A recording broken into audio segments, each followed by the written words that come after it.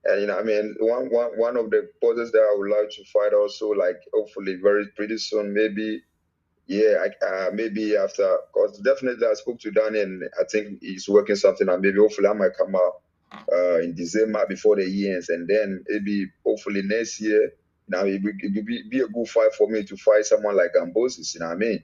Yeah, It'd be good fight. You know what I mean? He's coming back with a loss before Richardson, and I mean I've been out for some time. I came back, so it'd be good. Like I mean, both former world champions, and he's been in the ring with some of the great fighters, like was myself. So it'd be a hmm great matchup. He come forward, I come forward. You know what I mean? yeah. It's gonna be a great fight, and then what I mean. Once that is there, we'll see what happens in the future. You know what I mean? But Yeah, yeah, it's someone that hopefully, if it happens sometime next year, like the first quarter of the year, I'll be very, very much grateful to have that fight. yeah, that would be a good action fight there. You against George Kambosos, of course. He was a former lightweight champion himself. Then entering the super lightweight division. So and as you mentioned there, kind of like falling short there against Richard Hitchens earlier this year. But could still make for a great fight there for you in the near future if you're able to pull that off. So that would be kind of like something there if you could get that.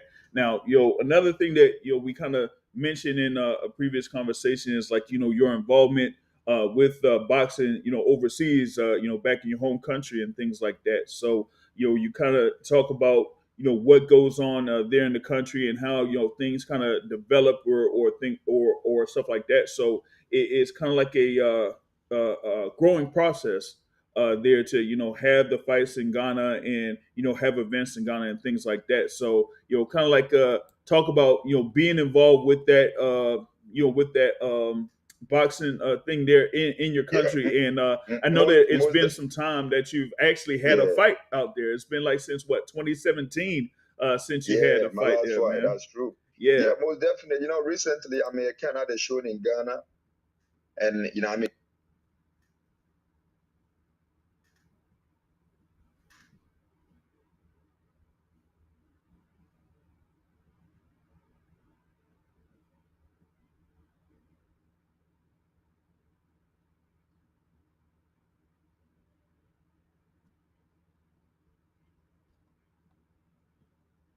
fight also in Nigeria. I was supposed to fight on that card, Mm. but then also, I mean, this is the thing, like. Uh, in terms of the opponent and in terms of the, I mean, we didn't agree because I'm like, I want to fight 10 round, and they want me to fight 8 round, which I really don't want it. You know what I mean? Yeah. Yeah. So it kind of, I mean, they say insist, and I'm like, well, I can fight 8 round with someone. I mean, I want to fight someone who's almost at my level, or someone, or maybe put it that something like that. You know what I mean? Something that when you fight for it, it's worth it. You know what I mean? So that is that, but no, I'm not saying that because maybe I'm disrespecting the one they asked me to fight, or it's just that that is where my level are. You know what I mean? I don't want to go down. I just want to fight for something. You know what I mean? I just want to fight because maybe 8 rounds fight and fight just like that. I'm a former world champion. You know what I mean? I Yeah. passed fighting 8 rounds, so what I mean? It's sad that we couldn't come to agreement because I would always love to go back to Africa or Ghana just to fight. You know what I mean? Hmm. This is boxing. You can find anywhere. So yeah, and I pray that we got fighters in terms of Africa. We got fighters. We got great guys. You know what I mean? But we don't normally get all the opportunity. And I'm very happy. This guy Sharaf Mahama, our current president, his son, is a Mm. boxing promoter.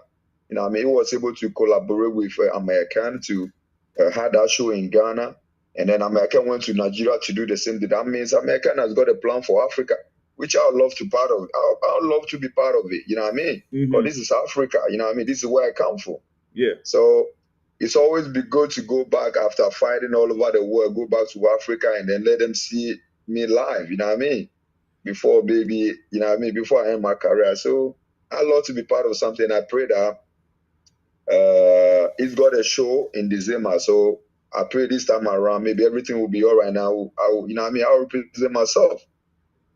Yeah, and the thing about it is sometimes with the as they say, like the athletic commissions or things like that. If it's like somewhere like in maybe like in some countries in Africa, or maybe like India or something like that, that maybe their commissions aren't necessarily able to host events like that or of that magnitude, or like a promoter that's there within that area is not able It's to a like little kind of bit like do that. difficult. You know what I And the mean? thing is, it's a little bit difficult because, the thing is, we have these people most of in Africa, they do their own thing. They've never been to, most of them has never come to America or the UK, and they stay Hmm. close to the promoters and they know how they do their thing. So Hmm. it's always hard and it's difficult when you go there, they do their thing differently.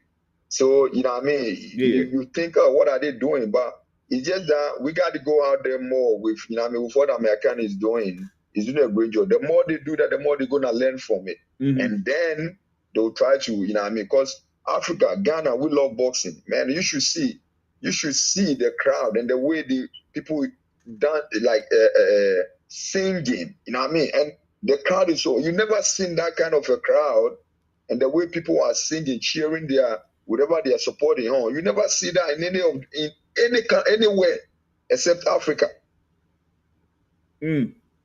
You never see the way people when you go to Ghana, they are fighting, especially when the locals are fighting, the rivalry is very high. You Hmm. see like the noise, the singing, you know what I mean?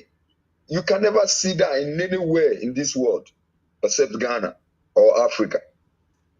Yeah, it could be like something And with the it's great. region, like a regional fight. You know what I mean? Like you could have, one fighter that's based in one region, and then another fighter that's based in another region, and they could, end up being like the best from, that area and stuff like that. So they would have all of that support, like you're talking about. Exactly. So it makes for Exactly. like it could be an event there, like in Ghana, but it don't matter like what stadium or what venue it would be at. It would be absolutely packed, and then they would have that type of atmosphere, almost like how it would be for like football or soccer in the UK or something like that. When you But have like Man U or something. it's so funny. And it's so funny, like not only the boxing that will entertain you, right? But Hmm. the people, the spectators in the crowd, like they crazy, they keep dancing, they keep doing stuff that you never seen in your entire life. So it's always great to have a fight in Ghana, but I mean, it seems like we far behind, you know what I mean? And the more these promoters out there, like the likes of American is doing, the Hmm. more they go out there, the more they do it, that's where they're gonna learn, and then we'll catch up. But yeah, you know what I mean, kudos to American. He's done two big shows with in Ghana and Nigeria, and you know what I mean, I take my hats off of him. You know what I mean, he's done a Hmm. great job. He didn't Hmm. need to go back to do that because you know what I mean, but this is the love he's got for African, and I really appreciate that, man. Hmm. And I thank him for that. Yeah. Yeah. And I wish all the big, maybe some of the retired bosses who are into boxing, who still want to my and who still are in the game of boxing, they want to do promotion. You know what I mean? I pray that one day they'll go back to Ghana or Africa and have a Hmm. feel of it. Mm. Now, speaking of that, like you had the thing with Amir Khan, being involved with it and things like that, right? You had like a fighter there in the heavyweight division, right? Derek Chisora, who was trying to get like his 50th fight, or it's like his last fight. And I think one time he did mention that he wanted to, have a fight in Africa, there, Yeah, himself. that So, reminds me. Recently, look at Anthony Jonah was in Ghana. You know what I mean? And mhm. recently, look at what Eddie Hearn posted. He said Anthony Joshua want to come back and he's gonna do that in Ghana. I would love to be part of that show, man. And that is gonna be crazy. Yeah, Trust me. yeah. Anthony Joshua went there and he see the crowd. You know what I mean? And he sees how like it's totally different. Trust me. Oh yeah, for sure. Because it was either going to be like him, being involved in having a fight card out there, or like something where it could involve like Anthony Joshua, there. You know what I mean? What was it? Because I thought that they would try to do something there that could potentially have either like Anthony Joshua involved in it, or like I said, Martin Bacoli. It would have been like Joshua versus Bacoli or something like that. Like Man, a it's gonna be heavyweight fight great. Yeah. there in Heavyweight Africa. fight, yeah. That would be huge in Africa. So like that could Most have been like definitely. Riyadh season in Africa or something like that, to kind of like get promoters or whatever it is involved and have a fight card, because we haven't seen like anything of that magnitude over in Africa in a long time. And you know what I mean, you're very right, because you know what I mean, we fall short always when we come up here, because sometimes we don't get the equal opportunities that people from here and you know what I mean other people get, right? And that's the truth of the matter. But then Hmm. also, when we come from Africa and we here and we train and we fight, we fight. You know what I mean? We fight with our heart. So it's always good if you want to see a real fight, people that comes and they wanna give their all. You see Africa, you know what I mean? And at the end, we'll go there and you will see. And I pray that other promoter follows you, and then they will see. And then they can get some fighters, they can fine tune them, they can make them somebody in the future. You know what I mean? Hmm. Yeah, because it's like you said, sometimes they're able to have the fights that they have within their countries and things like that, but sometimes they don't get um what they would need in order to kind of like properly compete elsewhere or something like that. You know what I mean? Exactly. Because it's like, Exactly. okay, I'm able to do this here, but in order to like compete in somewhere like the UK or the US or something like that, I would need even more resources in order to properly prepare against a number of these opponents that they're going to put me up against. So Exactly. as long as they're able to properly invest in the product there in Africa, depending on the countries there, Ghana, Nigeria, maybe Namibia, something like that. And if they're able to just stay consistent with that, then yeah, we would see more fighters out there. Like I said, like you, like Azuma Nelson, many others, there that have been able to be champions.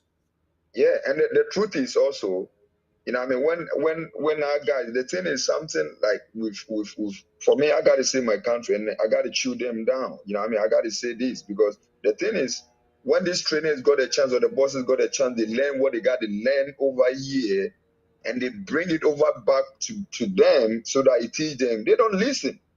Mm, You know what I mean? And that is the thing. For example, you can always a teacher can teach you, but when you go school, when you go further up in terms of education than him, when you talk, you got to listen. Just like, for example, a president will always be taught by a teacher, right? mm, But if he wants on in life and become a teacher, and he become a president or you become a professor and you are still a teacher, he know much more than you do. You might taught him, but he know much more than you do. So when he says something, sometimes you got to listen and follow the instruction. But this is why Ghana boxing has been so backward in that. When we learn, for example, like me, when I learn something new and I go back trying to tell them, now what you're doing, we've done that for almost more than 20 years ago. Now we don't do that no more. Do this, do it this, we do it that way. They don't want to listen. mm, And they still want to still with the old things. You cannot use old things to get a current result. You know what I mean? mm-hmm. You can do that. Yeah, it's like they're trying to, recycle something, that happened 10, 20 years ago and thinking that it's going to work today. And nah, that's not going to Exactly. happen, Exactly. so. So they should rather, like, I pray that, you know, I mean, this if anyone from Africa hear this, I'm not trying to say anything bad, but I'm saying the truth. You know, I mean, you got to listen to your guys. Those that travel, they learn when they bring the ideas that they've seen people using that stuff and they're going far. Try to listen and you know what I mean, put it into practice. But don't say, oh, we were doing this for more than years and this is what we got. So what? You know what I mean? You can't use 40-year-old plane and someone use like a 10 years plane and you expect them for a war or maybe a war happens and you're Hmm. using like 40 years old jet and he's using 10 years. You expect you ought to be stronger than this? No way. You Yeah, yeah, know what I exactly, mean? exactly. So it's going to take some time for the program over there in Ghana to develop, as long as they're able to stay current or get current, and then Right. once they do that, then they'll be able to be a lot better there later on down the line. We got to Was get back definitely. to we got to get back to you as a competitor here in the super lightweight division. As we said, we thought we would have been able to have you there in the ring on October 18th, but unfortunately, that's not going to happen. So yeah, we're just going to work on seeing if we could get you back in the ring here another time, probably later this year, or try to get it by the early part of this year in order for you to compete there in the super lightweight division. I mean, you talked about getting in there and trying to see if you could get another shot at a Teofimo Lopez that's going to be out there, or maybe something there with Keyshawn Davis there in the 140-pound division, or as you mentioned there, George Kambosos Jr. But with the 140-pound division, there's like a lot of fighters out So there many, that's yeah, so many. I talked about just like I only mentioned like one world champion there in Teofimo Lopez. You got Gary yeah, Antoine Russell that's about to defend his title here coming up. You got Richard Hitchens there's the IBF champion. You got Subil Matias there that's a world champion. You also got like Isak Pitbull Cruz that's just about to be facing Lamont Rose Jr. here in December as well. And I mean, I could go on and on as far as like the competitors there at 140 there, but you want to be able to get right there in the mix against a lot of those fighters.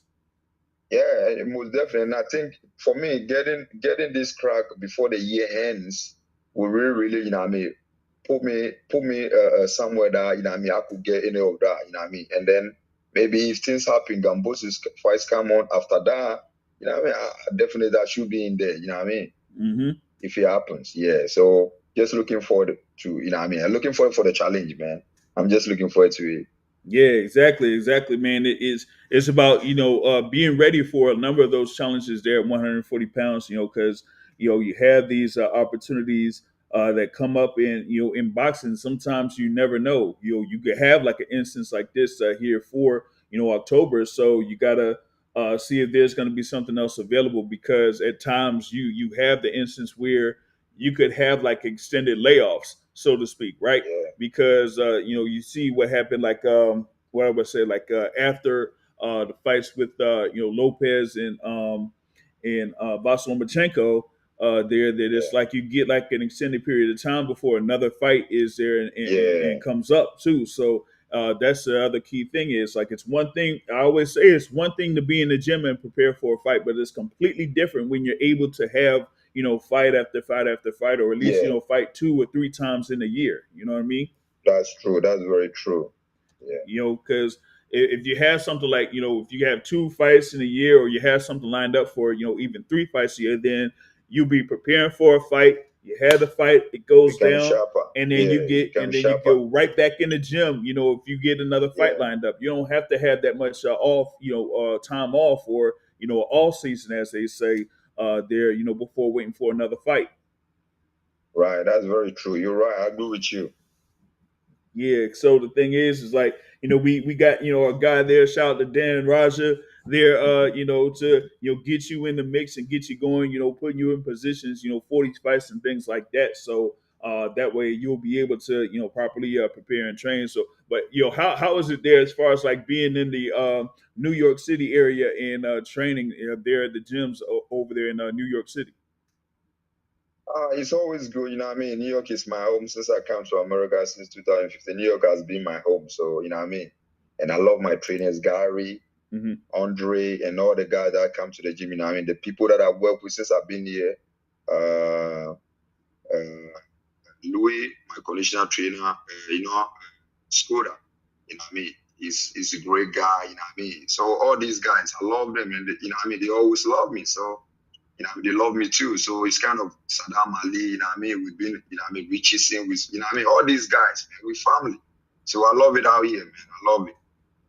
Yeah, no doubt, no doubt. Like you said, it's like a brotherhood out there. In the gyms there in the New York City area and things like that. So you kind of have that type of camaraderie there, and the level of comfortability kind of like gets you prepared, and just not have to deal with that much there once Right. you step in the gym and get prepared for fights and things like that. Now, before we kind of like close things out, man, like what would you say is the state of boxing uh, right now, as far as like popularity and how things are being kind of like promoted, or how they kind of like push out the sport of boxing these days? Because you kind of like been out there, probably what I would say before. having the involvement of like a Riyadh season or something like that, or maybe as we have now coming in with like a Dana White and TKO. So kind of like talk about how what would you say like boxing is at Think this point? boxing as I mean, before before in those times, the olden day, like in terms of Agles time and like 90s coming, everyone fights anybody. You know what I mean? Mm, People are not scared to lose, but now it looks like everyone is scared to lose, and people feel big pity, like you think boxing as like a very emotional thing, and you know what I mean. mm, And when you lose, they've kind of you down. They don't want to give you a fight, and that's why. You know what I mean? The promoters are always like when you lose 1-2, then they catch you up. So bosses also feel like you know what I mean, they don't want to lose. Everyone is trying to be always want to get advantage. You know what I mean? And it kind of make mm, boxing not very competitive. You know what I mean? And mm, I'm glad like Real sees is coming, and you wanna see what boxing was before. You know what I mean? Even promising, I heard on the social media promising like a knockout bonus. You know what I mean? Because you wanna see something. mm-hmm, You know what I mean? I pray, you know what I mean? And what I feel like Ghana what is wanna bring to boxing, just wanna bring it to like the MMA. You know what I mean? Everyone can fight anybody. It doesn't matter if you lose 20. If you can bring up the fight in you, if you can give up a good show, you know what I mean? Why not? mm-hmm. But now boxing seems like when you lose 1-2, and then people feel like, oh, you are not my level. You know what I mean? It's not like that. Stars bring fights. You might have someone who have lost before the champ, but then there's one particular guy, just for example, like Rolly and Van Garcia. Mm-hmm. Look at what happened. You know what I mean? So when boxing is like that, it's always brings like a good memories. People that you don't believe, or maybe you feel like, oh, it's not at my level. You go in the ring and then you give like you shoot the world. You know what I mean? Mm-hmm. So this is what we want to see. It doesn't matter whether you've lost 5, 10. If you can bring out the best, this is what is entertainment. This is what the fans want to see. They want to see someone running around. Yeah, you got to be smart, got to be defensive, but we need entertainment. That's true. That's true. You know what I mean? That's what it's all boxing sport. You know what I mean? Yeah, you lose one day, you lose, best champions lose. So what? You know what I mean? But someone might have lost, but I always give out a good fight. Why don't you want to give them the opportunity to keep bringing the entertainment? But you feel like it because you lost a couple of few, then it's nothing. You know what I mean? It's not fair sometimes. Mm-hmm. Mm-hmm. And you kind of like get into that as far as like how fighters get written off after like one or two losses, there, whether it's, Mm-hmm. through the promoters or the fans. And so it's like, Yeah, once they, lose a couple of times, it's like, oh, we don't care about him no more. He lost, so it doesn't, exactly. give him the opportunity. So it's almost like you said, there with Ryan Garcia and Rolando Rolly Romero. Like Romero, lost to Tank Davis, lost to Isak Cruz, things like that. So people kind of like written him off and thought that Ryan Garcia was going to walk through him, but no, he just Exactly. ended up, getting a clean decision win over Ryan Garcia. And now you see Right. him as a welterweight champion right now. So you Very can't good. And necessarily now you see have that. also, you see when you compare that to UFC too, look, it doesn't matter how many you love. If they know this fight is a great fight, Mm-hmm. it's gonna be a good match, whether you love. And look at MMA, all the champions have lost, all the champions, Yeah. and that is what like when that is in boxing, it's more competitive. You know what I mean? Mm-hmm. Like everyone fighting them. It doesn't matter whether you lose 2, 3, or it doesn't matter. If it's gonna bring good entertainment and good fight, so be it. Yeah. Yep. That's the thing about it. As long as they have the effort, they put in the effort, and you see the work there in the ring. It doesn't matter what the Yeah, result is. They're going to get the respect no matter what. And in some cases exactly. you do see that with some fighters that have fought in the past, and some for today. But in other cases, like you said, if they're not willing to risk that perfect record, then it kind of like dilutes things in a sense when it comes to their level of competition that they do end up facing, and their overall resume. so to speak. So I guess that kind of has to be fixed up there a little bit. But one thing we don't have to worry about is we don't have to worry about brother Richard Commey losing anything. He'll go in there and he'll fight, he'll compete no Why, matter what. exactly. You know what I mean? Exactly. So that's what we're definitely looking forward to. We gotta see what's up. Once again, shout out to brother Dan Raja there for making this possible, and big thanks here, Richard Commey, for taking the time to speak with the Boston Source. And we're gonna be catching up with you here later on down the line to see what's going on with you.